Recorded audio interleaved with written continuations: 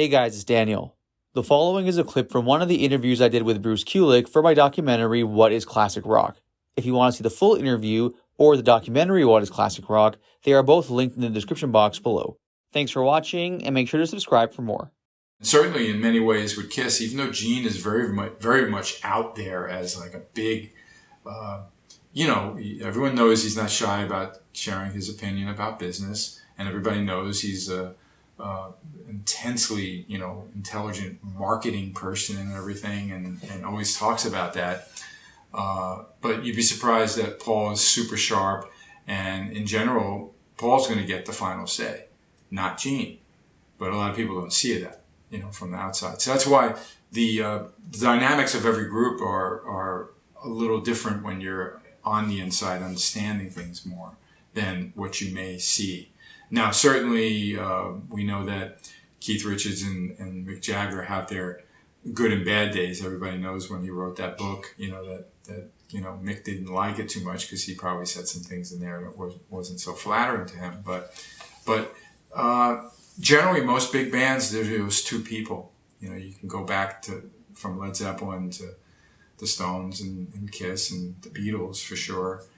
We all love George Harrison and Ringo. It wouldn't have, you don't feel like it would be the same without Ringo. But when you think of, well, who were the ones steering the band? It was John and Paul, of course, in the Beatles.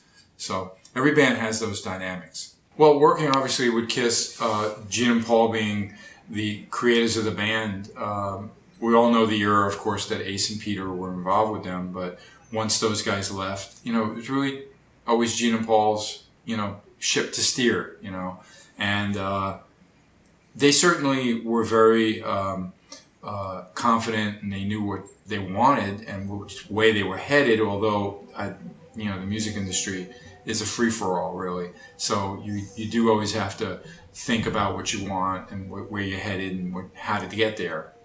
But every time there was some sort of creative thing, I needed to earn my kind of like respect from them. They knew I was a talented guitarist, but in the sense of like now writing songs or getting involved in their compositions for the albums, or any other opinions that I might have towards making the band the best it can be. It took time for me to prove myself.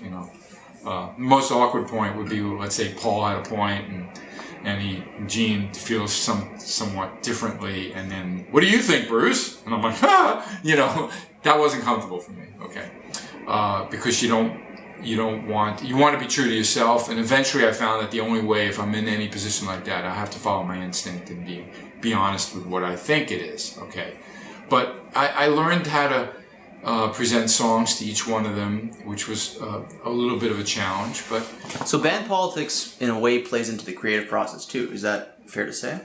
It's in everything in life, politics. A band is a family, and there's always what I like to call the pecking order of who's really in charge. And sometimes in a relationship, an observer may think that the guy's the dominant one, and it's really the woman is. You know what I mean? So it's always hard for people to understand who might really be more controlling the situation and that person's desires happening.